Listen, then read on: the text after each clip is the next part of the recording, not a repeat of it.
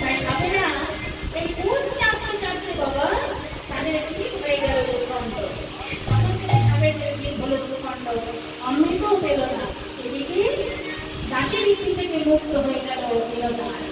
সেই অমৃতের হাড়ি বধূ যখন এনেছিল, যখন একটু বিশ্রাম করার জন্য সে কলম কাঠের উপরে তখন এক কিন্তু বউ বলি তখন থেকে গাছ অমরত্ব লাভ করেছে। আমার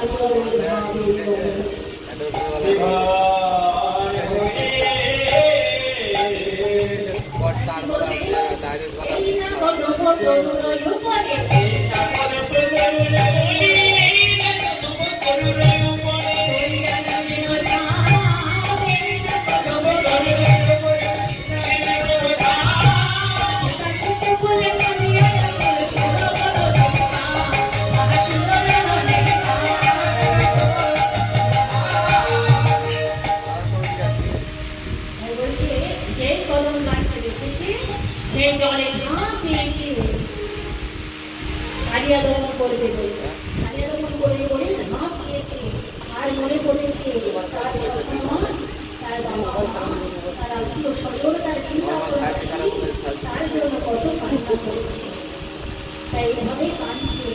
তখন কৃষ্ণদাস তখন বৌধরি বলেছি, বৌধরি তখন কালিয়া দমন করবে ঝাঁপ দিয়েছে।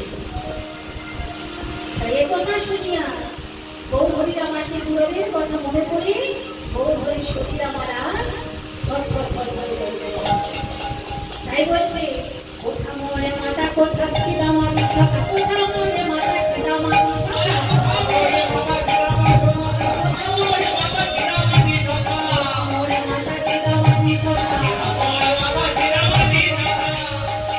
বলছে কোথা মরে মাতা ছিলা মামি সখা।